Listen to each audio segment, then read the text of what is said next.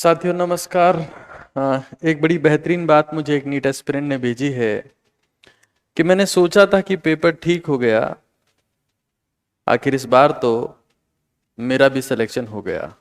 लेकिन अफसोस, कई ऐसे भी थे जो एक रात जागकर अमीर हो गया, जिसने सेटिंग करी, फर्जीवाड़ा किया और वो एक रात जागकर अमीर हो गया, लेकिन कोई मेरे जैसा रात काली करके भी फकीर हो गया। दिन रात की मेहनत बेकार हो गई और बेकारों की मेहनत साकार हो गई। चोरी हो गई मेरी सीट, वी वांट रीनीट। आप सभी का स्वागत है, गुड इवनिंग एवरीवन। और आज एक बहुत इंपॉर्टेंट डिस्कशन आप सभी के साथ में नीट फ्यूचर और स्कैम की बात हम लोग करेंगे। और एक्चुअली में ये जो डिस्कशन है, सेशन है, मुझे इसलिए लेना पड़ रहा है क्योंकि मैं नेशनल मीडिया पर डिफरेंट इंटरव्यूज देख रहा हूं। अफसोस की बात यह है कि उनमें भी क्वालिटी ऑफ कंटेंट मिसिंग है। असली मुद्दा वो उठा ही नहीं पा रहे हैं।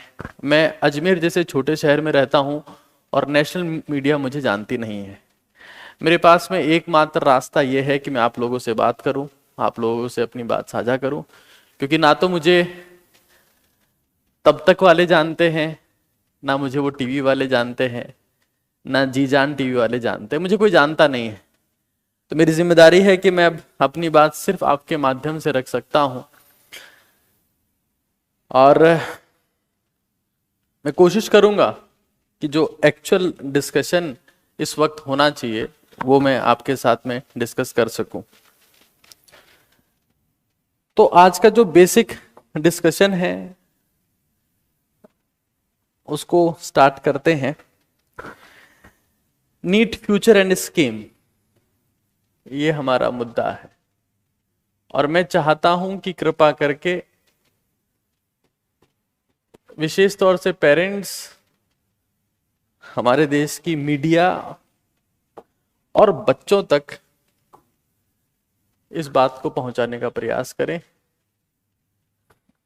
क्योंकि आज बात सिर्फ आपके साथ में हो रही है। और ये क्योंकि सच्चाई ये है, ऐसा कहा जाता है कि इस दुनिया में उससे बड़ा दिवालिया कोई नहीं जिसका जोश खत्म हो गया हो। और जब स्कैम्स होते हैं तो टीचर्स का भी जोश खत्म हो जाता है, फिनिश हो जाता है, और बच्चों का भी जोश खत्म हो जाता है, उनका पढ़ने का मन नहीं करता है। उससे इंपॉर्टेंट बात यह है कि नीट का बच्चा उतना मैच्योर नहीं है जितना कि टीचर्स एंट्रेंस एग्जाम में घोटालों वाले बच्चे होते हैं, या एसएससी वाले घोटालों में जो बच्चे होते हैं, या किसी और एग्जाम में जो बच्चे काफी मैच्योर होते हैं। वो जिंदगी के कई धोखे झेल चुके होते हैं, उनको पता है कि जिंदगी धोखे ज्यादा और मौके कम देती है। लेकिन नीट वाले बच्चे थोड़ा सा इमोशनल होते हैं, एनर्जेटिक होते हैं, जिंदगी में कुछ करना चाहते हैं, और उनको जब पहले ही पड़ाव पर ऐसे धोखे मिलते हैं तो शायद टूट जाते हैं। मैं उन्हीं से बात करने आया हूं। तो सबसे पहले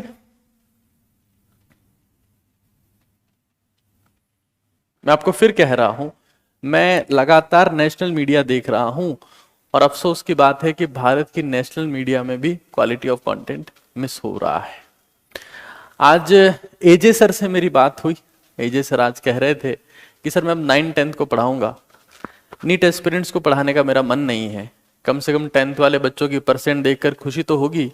यहाँ पर तो बच्चों का जब डिप्रेशन देखते हैं, फ्रस्ट्रेशन देखते हैं, तो खुद डिप्रेशन में चले जाते हैं। आज वो एनटी ऑफिस के बाहर पूरे दिन थे और उन्होंने कई बच्चों के साथ में डिस्कशन किया। खैर, तो पेरेंट्स और एस्पिरेंट्स की बात सबसे पहले होगी, बाकी सारे मुद्दे बाद में डिस्कस होंगे।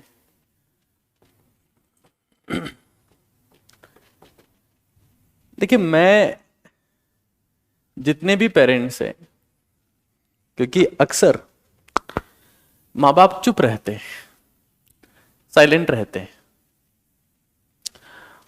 और इस दौरान जो एस्पिरेंट्स होते हैं, बच्चे होते हैं, अपने मन ही मन में कई चीजें खुद के हिसाब से बनाने लगते हैं। उनको लगता है कि क्या पता मेरे पापा मेरे से दुखी हैं, मेरा सिलेक्शन नहीं हुआ। उनको ये नहीं पता, वो ये मानने को तैयार नहीं है कि बहुत बड़ा स्कैम हो गया है। हो सकता है कि मेरे पापा ने मेरे ऊपर इतना पैसा इन्वेस्ट किया और मैं उनको आउटपुट नहीं दे पाया, इसलिए मेरे से बात नहीं कर रहे हैं। मैं बहुत इंटरेस्टिंग बात बताऊं आपको, अगर आपको गवर्नमेंट कॉलेज में जाना है ना, एक बच्चे ने एक बड़ा जबरदस्त कमेंट किया कि सर मेरे पास में 3 लाख रुपए पड़े हैं, जमा है, अब मैं पार्ट टाइम जॉब करके 2 लाख और कमाऊंगा और 5 लाख हो जाएंगे, अगले साल मैं भी 700 प्लस लेके आऊंगा। बच्चों के ख्यालात एक दिन कर्म बन जाते हैं। इंटरेस्टिंग बात यह है कि आज गवर्नमेंट सीट लेने के लिए भी पैसा चाहिए, और जो टैलेंटेड है उनका सिलेक्शन फिर भी नहीं हुआ, उनको प्राइवेट में जाना पड़ेगा, वहां भी पैसा देना पड़ेगा, तो कुल मिला के आपको पैसा देना पड़ेगा। खैर, पेरेंट्स से बात मैं करना चाह रहा था कि भाई अपना जो साइलेंस, उस साइलेंस से प्लीज बाहर आ जाए। बच्चा आपसे बोल नहीं पाता है, बहुत बार उसे शर्म आती है कि मैं अपने माँ बाप से क्या बात करूं, और अपने बेटे से, अपनी बेटी से मैं आपके चरणों में खुद गिरने को तैयार हूं, दंडवत नमन करने को तैयार हूं, प्रणाम करने को तैयार हूं।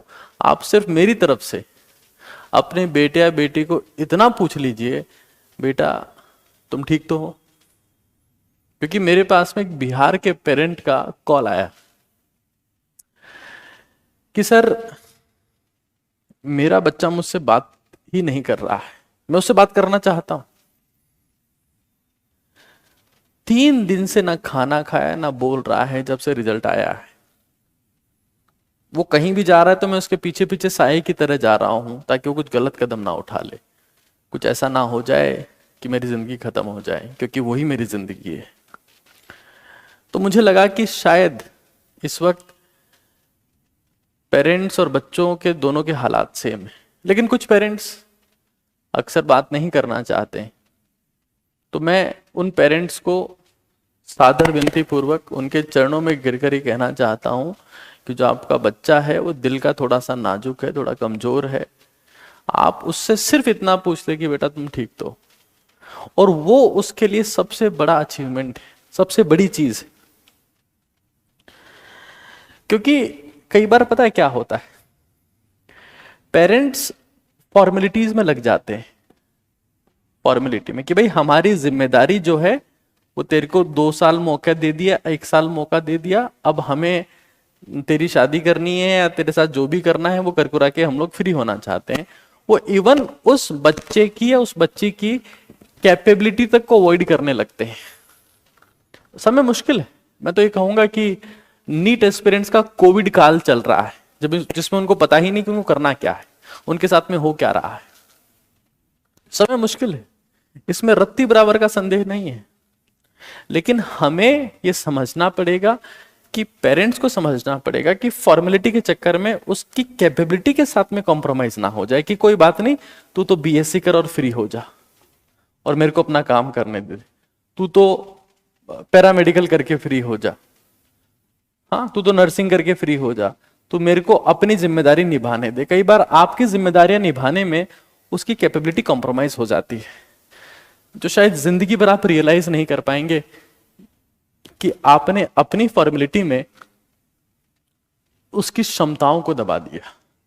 खैर, टफ समय है, मैं खुद समझ पा रहा हूं। अक्सर ऐसा होता था कि रिजल्ट आने के बाद में टीचर्स बच्चों को मोटिवेट करते थे कि बेटा कोई बात नहीं, इस बार नहीं हुआ अगली बार हो जाएगा, क्योंकि वो देखते थे कि भाई बहुत सारे बच्चे ऐसे थे जिनका पिछली बार नहीं होता, अब की बार हो गया। लेकिन इस बार क्या हुआ, आपकी बार तो स्कैम हो गया, सिर्फ कांड ही कांड, कर्म कांड ही कर्म कांड। मैं आपको सच बता रहा हूं, अब एनटीए को मेरे हिसाब से जितने सुसाइड्स हुए हैं उसका भी दोषी मानना चाहिए। उनके मेंटल प्रेशर को कौन ठीक करेगा, उनके मेंटल प्रेशर को कौन मेजर करेगा? They are also suffering. बच्चे स्ट्रेस में गए, बच्चे डिप्रेशन में गए, इंडियंस की बच्चों की मेंटल हालत खराब हो गई है। No one caring about them. अगर मैं एस्पिरेंट्स की बात करता हूं, if I talk about aspirants,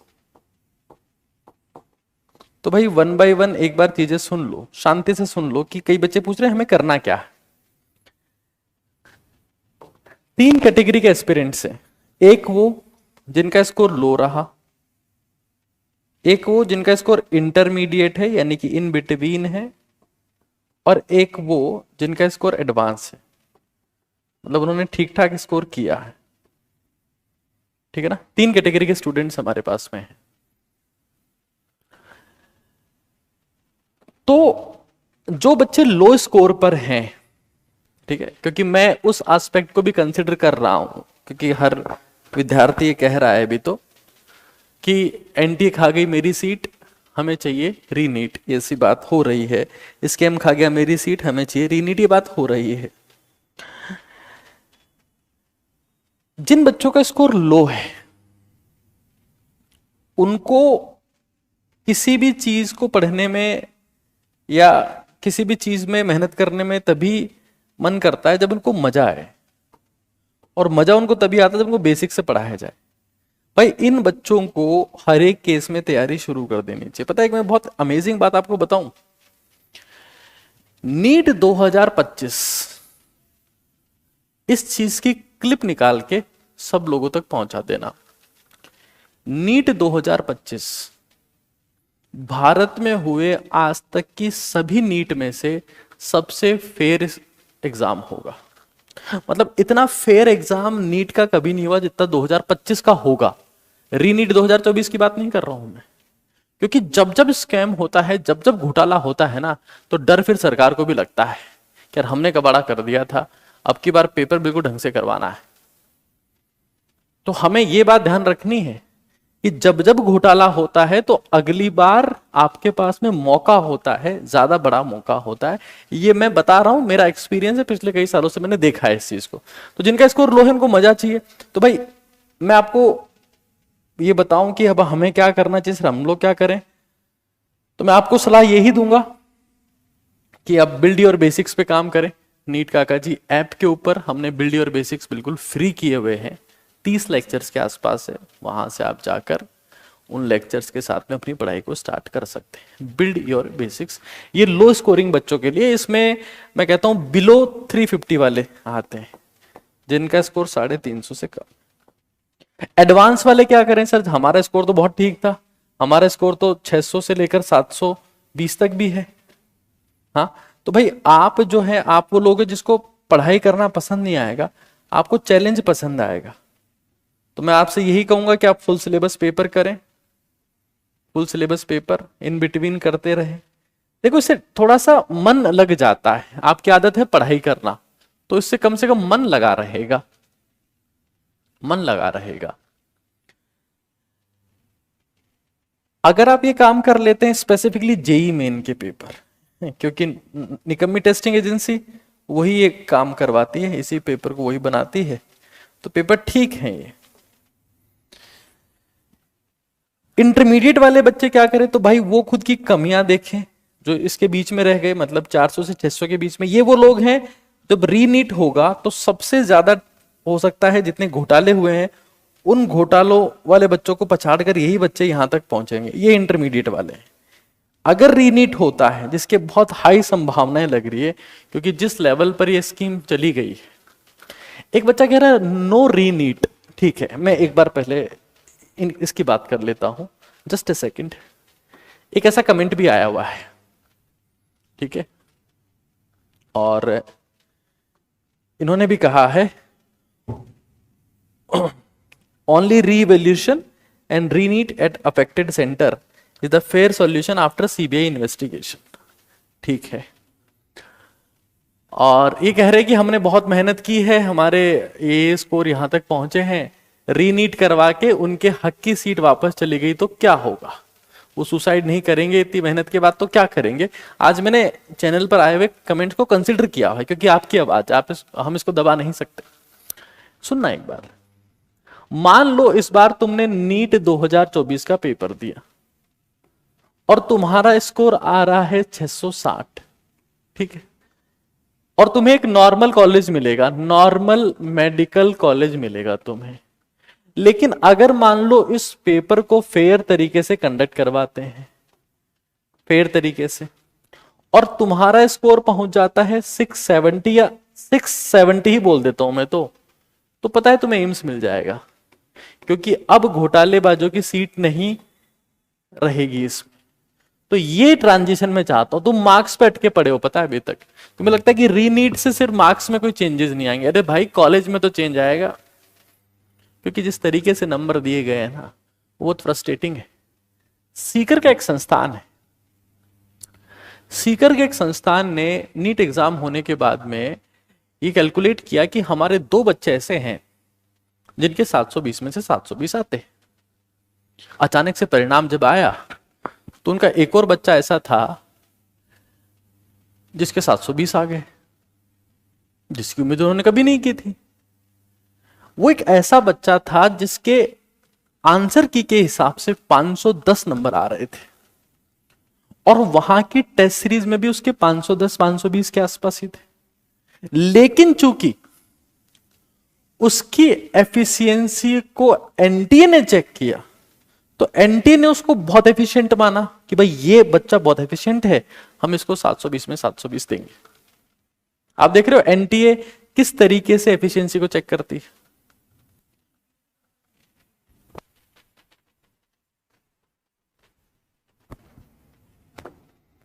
तो अब इस तरीके के हालात भारत में चल रहे हैं, मतलब जिसकी एफिशिएंसी पे कोचिंग संस्थान को भरोसा नहीं है उसकी एफिशिएंसी एनटी समझता है। गजब हमारा देश। मैं यही बात कह रहा हूं भाई, ये बात समझो। तुम पता है तुम्हें मालूम ही नहीं है अभी तक, सर्कुलेट तो तुम चीजों को कर रहे हो लेकिन तुम्हें यह नहीं पता फायदा क्या होगा। इसको देखो एक बार,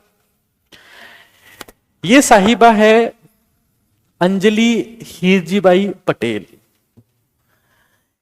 इनका जब परिणाम आता है गुजरात में तो गुजरात के बोर्ड एग्जाम में फेल हो जाती है, लेकिन नीट में इनका स्कोर आता है 705।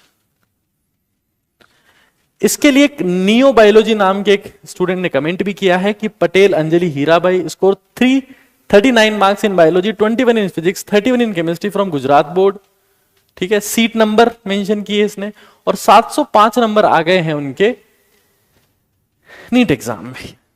तो ये क्या है तुम समझो। बात ये नहीं है कि हमारा फायदा होगा कि हमारा नुकसान होगा, कि उसका नुकसान होगा कि उसका फायदा होगा। बातों को समझो, बेसिक लेवल पे चीजों को समझो। तो भाई जो ट्रांजिशन फेस होगा ना, कि इंटरमीडिएट से जो एडवांस में जो बच्चे घुसने वाले हैं ना, ये बच्चे वही होंगे। इनको क्या करना है, इनको अपनी वीकनेस, अपने टॉपिक्स स्पेसिफाई करने हैं और उसके ऊपर इनको काम करना है। मैं आपको एक और स्कैम दिखाता हूं। एक में वीडियो हमारे पास में अवेलेबल है, वीडियो अवेलेबल है भी हमारे पास में। ठीक है, एक वीडियो भी मैं आपको दिखाऊंगा कुछ समय में। बेसिक चीजें हम समझ लें एक बार। जो लो स्कोरिंग है, मैं आपको फिर कह रहा हूं, बिल्डी और बेसिक्स पे काम करना पड़ेगा आपको। नीट काकाजी ऐप में जाके प्रोसीड कर सकते हैं। एडवांस वाले बच्चे जो इस रेंज में हैं उनको फुल सिलेबस पेपर करने हैं। अब आगे समझो, जो भारत में फिलहाल जो कुछ कीवर्ड चल रहे हैं लगातार मैं सुन रहा हूं, वो क्या है? वो है PIL, public interest litigation, right to information, NTA, FIR। देखो भाई, इतनी सारी चीजें हो गई है। सबसे पहली चीज तो यह है कि जितने भी लीगल प्रोसीजर्स होते हैं उन लीगल प्रोसीजर्स में समय लगता है। मेरे से कम 7 से 8 एडवोकेट कनेक्टेड हैं जो हाई कोर्ट में काम कर रहे हैं। कुछ लोग बोल रहे हैं सुप्रीम कोर्ट जाइए, हाई कोर्ट से क्या होगा। भाई एक चीज समझ लो, एक तो बेसिक कॉन्सेप्ट में आपके क्लियर कर देता हूं। सवाल यह है, क्या high court issue writ against the central government? तो जवाब है हाँ।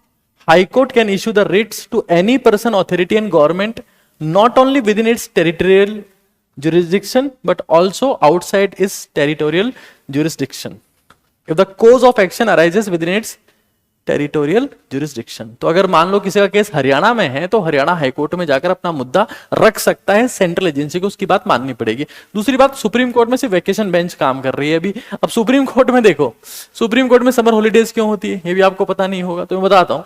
पहले के टाइम पे जब भारत पर अंग्रेज राज करते थे तो यहाँ पर यूरोपियन जजेस थे और गर्मी में काम करने में उनको दिक्कत आती थी। तो अब से गर्मियों की छुट्टियां हुई है और वो आज तक चल रही है। इंडियन एक्सप्रेस की रिपोर्ट है जिसमें सीजीआई चंद्रचूड़ ने कहा है कि भाई ये गलत है, भारत के जजेस को गर्मी में भी काम करना चाहिए, हम यूरोपियन जजेस नहीं हैं। लेकिन जो चल रहा है, जो चल रहा है, खैर। हाईकोर्ट में अगर 10 हाईकोर्ट में हम पीआईएल डाल चुके हैं, 4 से 5 मेरे कांटेक्ट में, और हर इंसान अपने लेवल पर काम कर रहा है, ठीक है। सुप्रीम कोर्ट के गेट के बाहर जाके फोटो खिंचाने से पीआईएल नहीं हो जाता उसमें। हर बंदा अपने लेवल पे काम कर रहा है। और मैं जो मेरे से एविडेंस मांग रहा है इसके रिगार्डिंग, जो भी फाइल डॉक्यूमेंटेड फॉर्मेट में उनको दे सकता हूं, हमारी पूरी टीम और मैं ये काम कर रहे हैं लगातार, उसमें रत्ती बराबर का संदेह नहीं है, ठीक है। खैर, तो भाई क्या एनटीए इन सब चीजों को, क्योंकि एफआईआर भी हुआ है, पटना में हुआ है, गुजरात में हुआ है, यूपी में हुआ है, क्या एनटीए इनको बाईपास करके निकल सकता है कि भाई हम तो सेंट्रल एजेंसी है? कतई नहीं कर सकता। इतनी सारी आरटीआई, इतने सारे पीआईएल, इतनी सारी एफआईआर, किसी भी कीमत पर इनको बाईपास नहीं किया जा सकता। एनटीए को जवाब देना पड़ेगा। और मैं फिर रिपीट कर दे रहा हूं, देखो ओएमआर घोटाला हुआ है, ओएमआर घोटाला हुआ, ये सबको पता है। उससे भी बड़ा एक घोटाला है कि रीओपनिंग ऑफ विंडो, उसमें हो सकता है कि उन्हीं लोगों को इंक्लूड किया गया हो जिनकी एनटीए के बाबू के साथ में सेटिंग हो रखी हो, जो उनके पहले से सोना बने हुए हो। मैं फिर कह रहा हूं, पेपर फिजिकल फॉर्मेट में लीक हुआ है, पेपर फिजिकल फॉर्मेट में लीक हुआ है, पेपर डिजिटल फॉर्मेट में लीक हुआ है, और इन सब चीजों का जवाब जो है वो एनटीए को देना पड़ेगा। उसके बाद में आप सबको पता है कि एनटीए में ओएमआर भरी जाती हैं, ऐसे कॉल्स हमारे पास में है, बिल्कुल सबूत है, सारी चीजें हमारे पास में कि हम लोग एनटीए में हम सारा काम करते हैं, हमारे बाबू वहीं पर हैं, सब हमारे दोस्त हैं, तो वहां ये सब काम होता है, आपको पता है, इसमें रत्ती बराबर का संदेह नहीं है। और इसके बाद मेरे को लगता है कि एनटीए को ये जितने सुसाइड्स हुए हैं, इसमें भी मेरे हिसाब से एनटीए को जिम्मेदार बनाना चाहिए। किसी और स्टेट में तो नहीं हुए, बट राजस्थान में हुए, एनटीए जिम्मेदार, कोई और जिम्मेदार थोड़ी ना है इसका।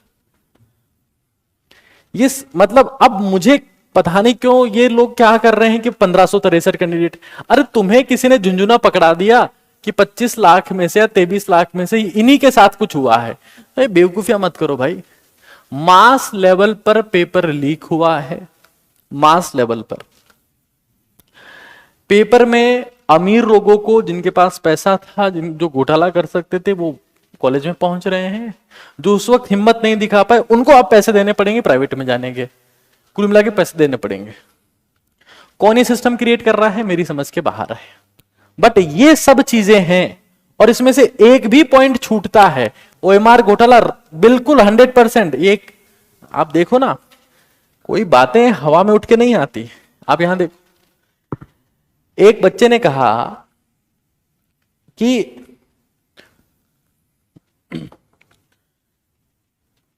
व्यापम के लेवल जैसा स्कैम हुआ है, बहुत सारे लोग इन्वॉल्व हैं, इन्वॉल्व हो भी सकते हैं, चुनाव का समय था। हाँ, एनटीए के ऑफिशियल, सेंटर का इन्विजिलेटर, स्कैमर गैंग, स्कूल के टीचर प्रिंसिपल, आप सोचिए एक बार, DME official of some states, और हो सकता है कि मिनिस्टर, एमपी, एमएलए भी इसमें इंक्लूडेड हो। और उसके बाद, ये सब होने के बाद, जब हम जैसे लोग आवाज उठा रहे हैं, तो गृह मंत्रालय का नोटिस आ जाता है कि चुपचाप बैठे रहो, जेल में टिका देंगे, है ना। काउंसिल करने का मतलब यही होता है।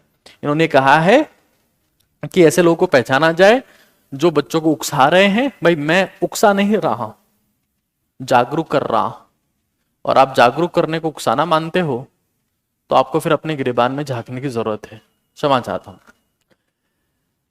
ये कह रहे हैं कि आप इन लोगों को पहचानो और इनकी काउंसलिंग करो। गवर्नमेंट काउंसलिंग कैसे करती है हमको पता है। गवर्नमेंट ये कहेगी भाई बाबू जाना है क्या उधर ससुराल में, समझ रहे हो, अंदर तक की फीस नहीं है क्या। ये इनका अल्टीमेट गोल है।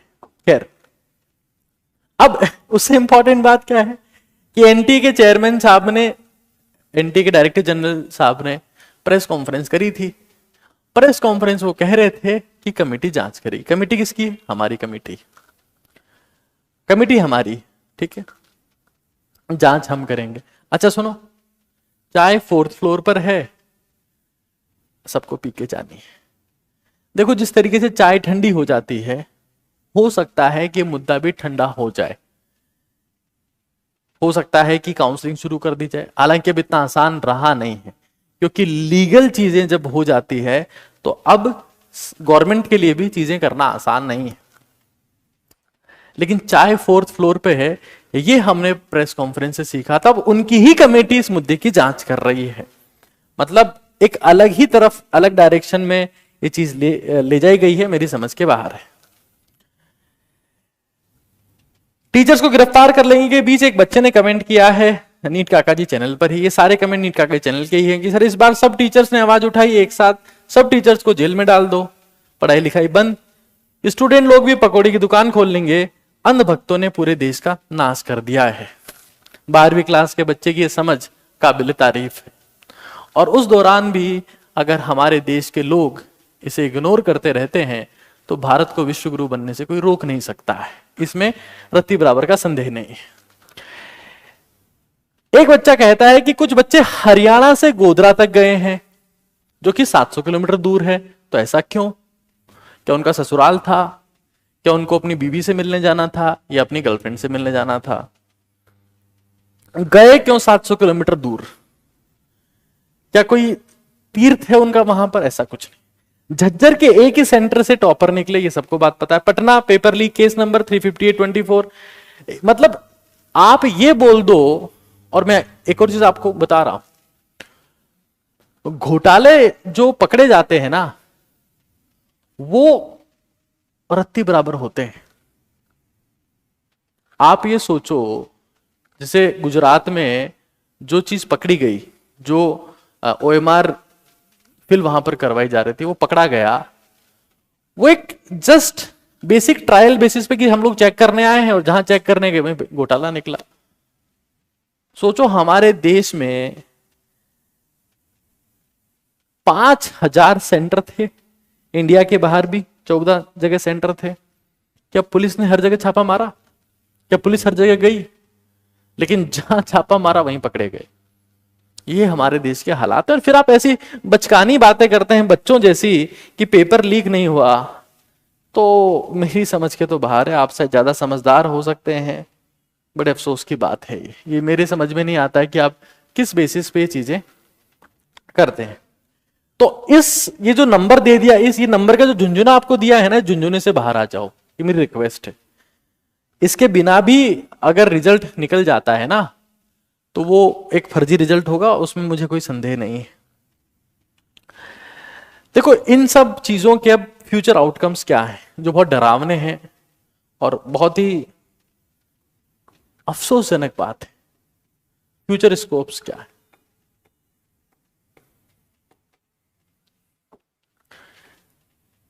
भारत में आईडीडीएस हो सकता है, भारत में आईडीडीएस हो सकता है, यानी कि इंटेलिजेंट डॉक्टर डेफिशिएंसी सिंड्रोम। क्योंकि भारत का कोई भी टैलेंटेड बच्चा अब नीट की तैयारी नहीं करना चाहेगा। नीट में बड़ी मुश्किल से 4-5 सालों में बच्चे आए जो टैलेंटेड बच्चे थे, जिनको मेडिकल में करियर बनाना था। एक समय तो नीट में सूखा ही था, सब लोग आईआईटी की तैयारी करने में लगे हुए थे। लेकिन फिर से भारत में अब जो बच्चे टैलेंटेड हैं, जो बच्चे मेहनती हैं, जो बच्चे वास्तव में अपना खून पसीना बहाकर एग्जाम की तैयारी करते हैं, वो अब इंटरेस्टेड नहीं होंगे। इंटेलिजेंट डॉक्टर डेफिशिएंसी सिंड्रोम, और इसके लिए सरकार जिम्मेदार होगी। इंटरेस्टिंग बात यह है कि सरकार में जब किसी को समस्या आती है तो वो इलाज करवाने एम्स में जाते हैं। उनके लिए कुछ लिमिटेड अच्छे डॉक्टर्स हैं, बाकी जनता मरे तो मरे, किसी को कोई फर्क पड़ता नहीं। खैर, अब ऐसा भी हो सकता है, कई लोगों ने मुझे कहा कि मुझे तो भारत में रहना ही नहीं है, तो ब्रेन ड्रेन सिग्निफिकेंट लेवल पर बढ़ सकता है। ब्रेन ड्रेन, ऑलरेडी भारत में ब्रेन ड्रेन बहुत होता है। कई बार हम लोग बोलते हैं सुंदर पिचई हमारा है, अमेरिका में टैक्स भरते हैं, वो अमेरिका के ही नागरिक है। सत्य नडेला हमारे हैं। ये इंटेलिजेंट लोग थे जो भारत के सिस्टम से परेशान होकर वहां चले गए कि हमारे टैलेंट के रत्ती बराबर की कदर नहीं है। हो सकता है अगर हम आईटी में एक्सपर्ट हुए तो बीजेपी की आईटी सेल का हमको एक्सपर्ट बना दिया जाएगा, कार्यकर्ता बना दिया जाएगा, या कांग्रेस की किसी आईटी सेल का कार्यकर्ता बना के हमको नियुक्त कर दिया जाएगा। इतनी हमारी यहाँ औकात रहेगी। सीईओ वीवा कोई बनने वाला नहीं है हमारे देश में, कोई हमारी इज्जत नहीं, यहाँ से बाहर चलो। ब्रेन ड्रेन शुरू हो सकता है कि टैलेंटेड लोग देश को छोड़कर जा सकते हैं। इवन भारत में भी कई लोग ऐसे हैं जो दिखाते हैं कि हम देशभक्त हैं, लेकिन उन्होंने भी बाहर की नागरिकता ले रखी है। कई लोग आप जानते हैं, कनाडा कुमार को भी आप जानते होंगे इस मुद्दे पर। खैर, ब्रेन ड्रेन सिग्निफिकेंट लेवल पर शुरू हो सकता है, जो एक फ्रस्ट्रेटिंग चीज है कि हमें यहाँ पढ़ना ही नहीं है, हमें यहाँ रहना ही नहीं है। ये फ्यूचर स्कोप, फ्यूचर आउटकम्स में बता रहा हूं इसके कि क्या क्या हो सकता है। इतना ही नहीं, आपको शायद मालूम ना हो, but India is a poor country of rich people. अगर बिलियनियर्स की बात की जाए तो अमेरिका में है, चाइना में है, और इंडिया में बिलियनियर्स, लेकिन सबसे ज्यादा गरीब लोग भी भारत में है। तो India is a poor country of rich people. अब ऐसा हो सकता है that India can become the old country of young people, क्योंकि यंग तो बहुत लोग हैं, लेकिन जिस तरीके से इनके जोश को ठंडा किया जा रहा है, इनकी काबिलियत को खत्म किया जा रहा है, देश का सिस्टम करप्ट हो रहा है। किसी भी पेपर को देख लो, हर पेपर में सिर्फ और सिर्फ कबाड़ा है। तो हो सकता है कि बहुत जल्दी हमारा देश will become the old country of young people, old country of young people. और हो सकता है कि डोली चाय वाले उनके इंस्पिरेशन बन जाए, बजाय कि स्वामी विवेकानंद के, क्योंकि जब जिंदगी में वो लोग बेटर कर रहे हैं तो स्वामी विवेकानंद की आइडियोलॉजी मानने की क्या जरूरत है। हाँ, हम डोली चाय वाले से ज्यादा सीख लेंगे। ये नेगेटिव एस्पेक्ट्स हैं, आउटकम्स हैं। स्कोप तो नहीं बोल सकता, उसको आउटकम बोलूंगा कि क्या क्या हो सकता है। लेकिन कुछ पॉजिटिव एस्पेक्ट भी हैं। हर चीज के सिर्फ नेगेटिव एस्पेक्ट नहीं होते, कुछ पॉजिटिव एस्पेक्ट भी है जो हमें समझने की जरूरत है। जो मुझे लगता है कि नीट 2025 मोस्ट फेयर पेपर होगा आज तक की हिस्ट्री का, इतनी मेरी श्योरिटी है। जेन्यून लोग इसमें सेलेक्ट होंगे और जेन्यून कट ऑफ जाएगी, जेन्यून लोग सेलेक्ट होंगे और जेन्यून कट ऑफ जाएगी। अच्छा, मैं एक चीज सभी लोगों को बता दूं, क्योंकि हो सकता है जैसे आप लोग तैयारी करोगे तो इस दौरान आपके पास भी फेक कॉल्स आएंगे, फेक कॉल्स आएंगे कि भाई हम आप लोग का ओएमआर भरवा देंगे, सिलेक्शन करवा देंगे। तो अब की बार उन कॉल्स को छिपा के मत रखना, हाँ, उनको टाइम से हमारे पास में भेज देना भाई। अगर ऐसा सबूत अभी भी आपके पास में है तो आप, मैं एक नंबर दे रहा हूं 9929864222, ये नंबर परमानेंट सेव कर लो, नीट हेल्पलाइन के नाम से सेव कर लो आप तो इसको, ये मेरा नंबर है। और कोई भी आपको किसी फॉर्मेट में इश्यू आ रहा है तो इस नंबर पे आप भेजो कि सर ये हमारे पास फेक कॉल आया है, ये हमारे पास में दलाल का फोन आया है, एजेंट का फोन आया है, एडमिशन करवाने की बात कर रहा है, फर्जीवाड़ा करवाने की बात कर रहा है। तो हम मुद्दा अगर पहले ही उठा देंगे ना तो कम से कम ये होगा कि देश में रियल बात सामने आ पाएगी। ये मेरी श्योरिटी है, ये मोस्ट फेयर जेन्युइन है। अच्छा, एक और चीज देखो, अगर नीट 2024, क्योंकि हमने बहुत स्ट्रगल तो भी स्टार्ट हुआ है, कई लोग बोल रहे हैं कि सर मुद्दा ठंडा हो गया, पिक्चर तो अभी स्टार्ट हुई है भाई, कहानी अभी शुरू हुई। तुम देखना, जिस चीज के लिए हम लड़ रहे थे वही आउटकम एट द एंड आएगा। नीट 2024 हो सकता है कि इसका रीवैल्यूएशन हो, ये तो मिनिमम होना ही होना है, इसमें तो रत्ती बराबर का संदेह नहीं है। हो सकता है कि उसके बाद री रिजल्ट जारी किया जाए, बट हम ये चाहते हैं कि भाई नीट का एग्जाम वापस होना चाहिए, क्योंकि एक्सट्रीम लेवल की गड़बड़ियां हुई। आप किसी भी रीवैल्यूएशन को, किसी भी री रिजल्ट को इससे कंपेयर नहीं कर सकते। मैं मानता हूं ये आसान काम नहीं होगा, 25 लाख कैंडिडेट है, 250 करोड़ का खर्चा है, 2 महीने का समय लगेगा, पेपर नोटिफिकेशन वापस से, एडमिट कार्ड सब लोगों को देने हैं, सेंट्रल लोकेशन सबको देना है। देखो मैं इसलिए बोल रहा हूं क्योंकि जिन बच्चों का स्कोर अगर कम आ रहा है या जस्ट सेलेक्ट हो रहे हैं वो बच्चे एम्स में पहुंच जाएंगे। जो बच्चे इस साल एम्स का सोच के तैयारी कर रहे थे, कितने लोगों को एम्स मिल रहा है? क्यों नहीं मिल रहा है? मुझे आज बताया गया कि ओएमआर स्वाइपिंग तक का खेल हो रहा है अंदर। ओएमआर स्वाइपिंग अंदर ऐसा खेल भी हो रहा है। यार देखो, रिजल्ट डिजिटल आता है, उस डिजिटल में कुछ भी किया जा सकता है, सब उनके कंट्रोल में। और अगर 1000 बंदे उनके अंदर डाल के 1000 को बाहर कर दिया तो कौन सवाल उठाने वाला है? इतना तो होता ही है, 1000 तक का काम तो होता ही है हर साल। अब की बार 20,000 का काम कर दिया इन्होंने। मानते हैं पेपर सिंपल था, मानते हैं सिलेबस कम था, मानते हैं कैंडिडेट ज्यादा थे, मानते हैं कट ऑफ हाई चला गया, इतना हाई चला गया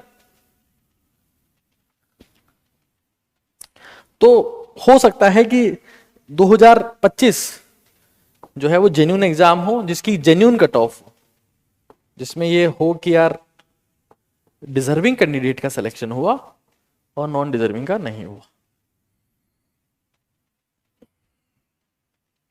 इन सब से हम लोग क्या कंक्लूजन निकाल सकते हैं वो मैं आपको बता देता। कंक्लूजन देखो, एक बात तो बहुत सिंपल है कि मान लेते हैं दो बच्चे हैं, एक दूसरी क्लास में पढ़ता है, एक 12वीं क्लास में पढ़ता है, ठीक है। दोनों का टेस्ट लिया गया, दो बच्चे। अब आप जवाब देना भी, मैं आपसे सवाल पूछ रहा हूं, एक 2nd क्लास का स्टूडेंट है और एक 12th क्लास का स्टूडेंट है, ठीक। दोनों में से ये चेक करना है कि कौन ज्यादा बुद्धिमान है, कौन इंटेलिजेंट है, किसमें शार्पनेस है, किसमें टाइम एफिशिएंसी ज्यादा है, कौन परफेक्ट है, ठीक है। और दोनों को 2 का पहाड़ा यानी कि 2 की टेबल पूछ ली गई, 2 की टेबल पूछ ली गई, 2 का पहाड़ा। आप मुझे बताओ, क्या आप जज कर पाओगे कि कौन सा बच्चा बुद्धिमान है, कौन सा बच्चा इंटेलिजेंट है, कौन सा बच्चा समझदार है? मैं सिंपल एक आपसे जवाब जानना चाहता हूं, हां या ना।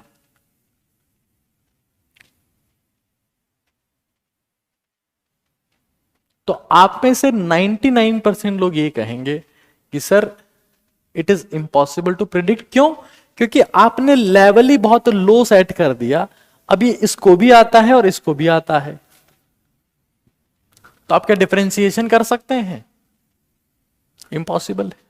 इसीलिए मैं बार बार ये कहता हूं, जैसे भी जेई का रिजल्ट आया, आपको पता है जेई एडवांस का रिजल्ट आया, उस जेई एडवांस के रिजल्ट में एक ही फर्स्ट रैंकर है, एक ही फर्स्ट रैंकर है, उसमें 10 फर्स्ट रैंकर नहीं है।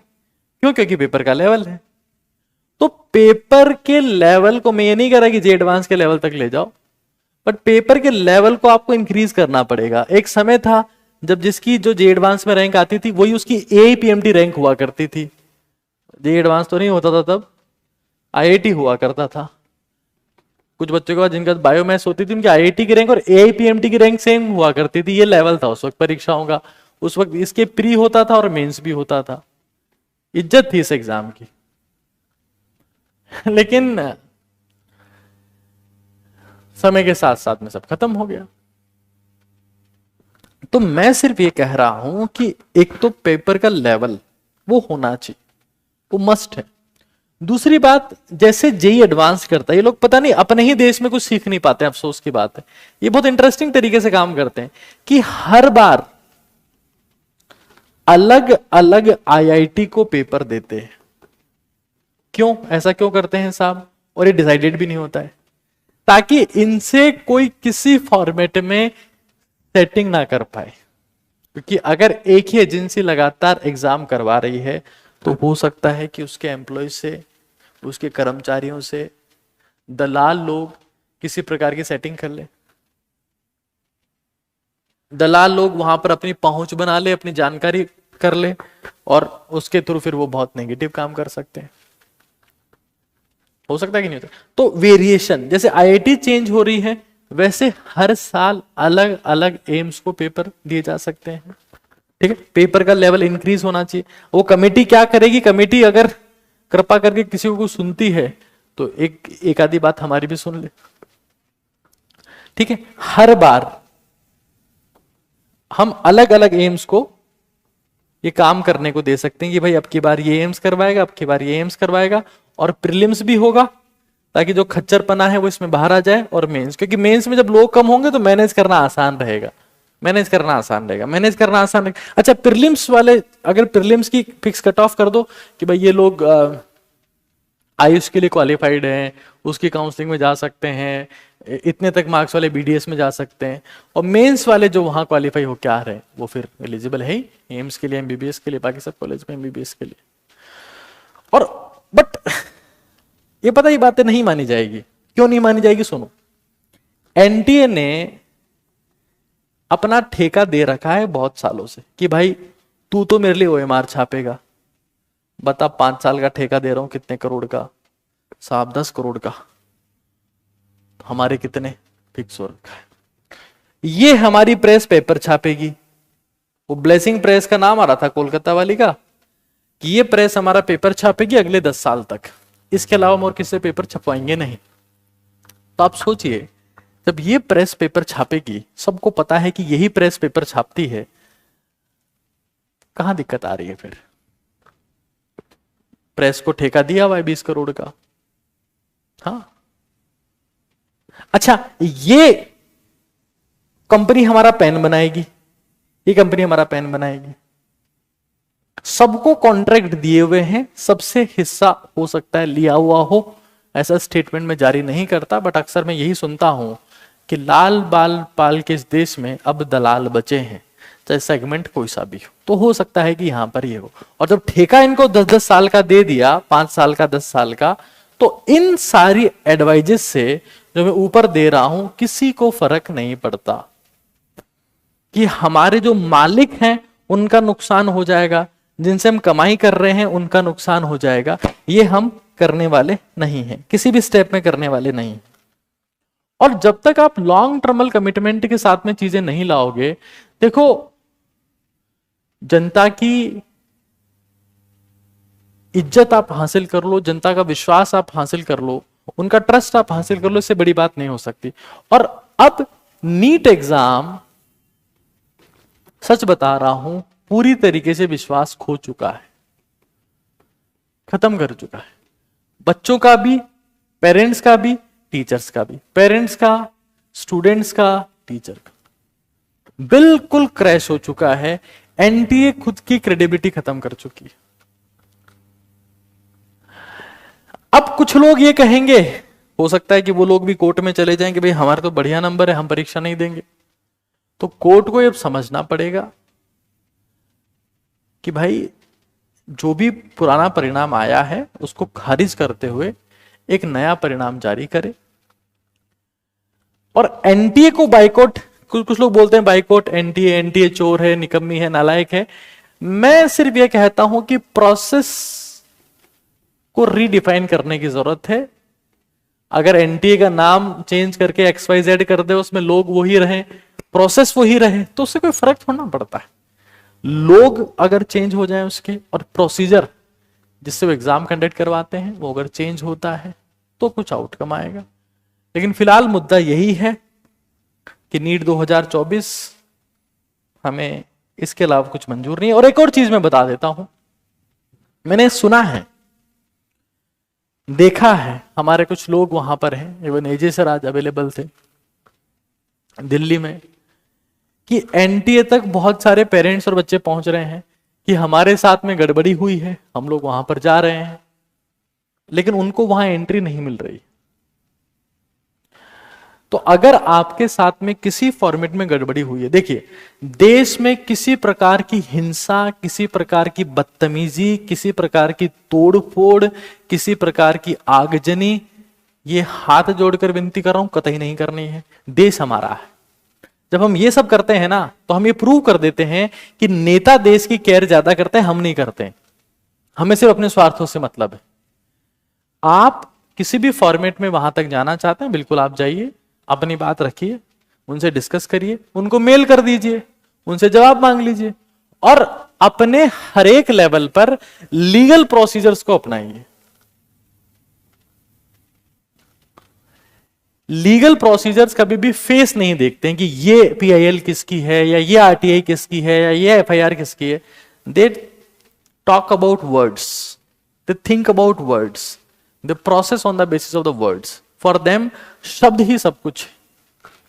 तो अगर आप लीगल प्रोसीजर अपनाना चाहते हैं, बिल्कुल अपनाइए। जितने बड़े मास लेवल पर आप इस चीज को अवेयर कर सकते हैं, वो आप करिए, ये हमारी जिम्मेदारी है। और अगर हम नहीं कर पाएंगे तो फिर आने वाली पीढ़ियां ये भुगतती रहेंगी। क्योंकि इतना तो क्लियर है, इतना तो मेरे को समझ है, 2011 में मेरा सिलेक्शन हुआ तो वहां भी बहुत सारे बच्चे तो नहीं, बट 10-12 तो थे जो अलग अलग रहते थे मेरी ही क्लास में। फर्स्ट ईयर में फेल हो गए थे, बाद में पता चला कि कुछ साहब जी के थ्रू आए हैं। तो इतना छोटा मोटा तो ठीक है, चलता है, बट अब 100 में से 85 ऐसे आ गए हैं, तो ये फिर डॉक्टर नहीं बनेंगे, किडनियां ही बेचेंगे। बहुत बड़ा सच, रत्ती बराबर का संदेह नहीं। जो बच्चा पहले ही फेज में 10 लाख देके पेपर लीक करवा रहा है, वो पीछे से काट के किडनी भी लीक कर देगा। इसमें कोई मुझे 1% संदेह दिखता नहीं। बट फिलहाल बच्चों से मैं कहूंगा, लो स्कोरिंग अगर आप हैं तो बिल्ड योर बेसिक्स के लिए आप नीट काका जी आपका इस्तेमाल कर सकते हैं। That is purely free. Advance वाले बच्चे जिनका स्कोर ये इस रेंज में है, ताकि हर वक्त ये देखते रहना कि, क्योंकि मैं अभी देख भी रहा हूं कुछ टीचर्स भी काम कर रहे हैं कि ये एफआईआर की कॉपी आ गई है, और ये इसकी प्रेस कॉन्फ्रेंस हो रही है, और ये इसका नोटिस आ गया है, और ये इसकी पीआईएल, ये सब शाम को 10 मिनट में बता दिया करो कि आज क्या हुआ है। Legal procedure takes time. लेकिन मैं फिर कह रहा हूं कि जब ये लड़ाई इतने लोगों की है तो लड़ना सबको पड़ेगा, अपने अपने स्तर पर पूरा प्रयास करना पड़ेगा। सोशल मीडिया अपने आप में बहुत बड़ी पावर बन चुकी है, आपको सबको पता है।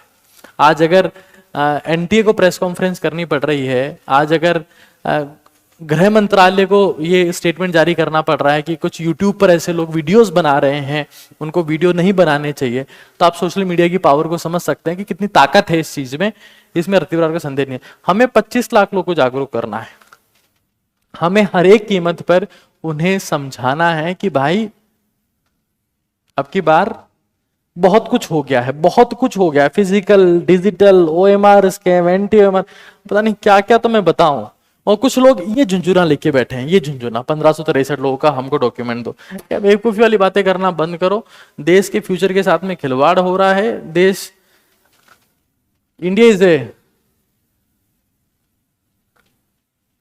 यंग पीपल्स कंट्री, बट मैं आपको सच कह रहा हूं, India is becoming old country of young people. Again repeating my words. एक बार मैं फिर से अपनी बात रख रहा हूं, फिर से अपनी बात रिपीट कर दे रहा हूं कि मैंने सोचा था कि पेपर ठीक हो गया, आखिर इस बार तो मेरा भी सिलेक्शन हो गया। लेकिन अफसोस, कोई एक रात जागकर अमीर हो गया और कोई रात काली करके भी फकीर हो गया। क्योंकि मैं अक्सर कहता था कि वक्त की इज्जत और बेहिसाब मेहनत, उगता सूरज और ढलती शाम, ये दिन और रात को एक ही जानती है। एमबीबीएस है साहब, बहुत कुछ मांगती है, बहुत कुछ मांगती है। तो उसी दौरान कुछ ने कहा कि कोई रात काली करके भी फकीर हो गया, दिन रात की मेहनत बेकार हो गई और बेकारों की मेहनत साकार हो गई, चोरी हो गई मेरी सीट, वी वांट रीनीट। तो मैं फिर रिपीट कर दे रहा हूं, हमें लड़ना पड़ेगा हर एक लेवल पर। आपके रिलेटिव्स हों, आपके फैमिली मेंबर्स हों, कोई भी अगर इस पेशे में है, उनको अपने साथ इंक्लूड करिए और इस वॉइस को पावरफुल करिए। बिकॉज अगर यंग लोगों की आवाज दबा दी जाएगी तो फिर आपके युवा होने से दुनिया को रत्ती बराबर फर्क नहीं पड़ता है। धन्यवाद।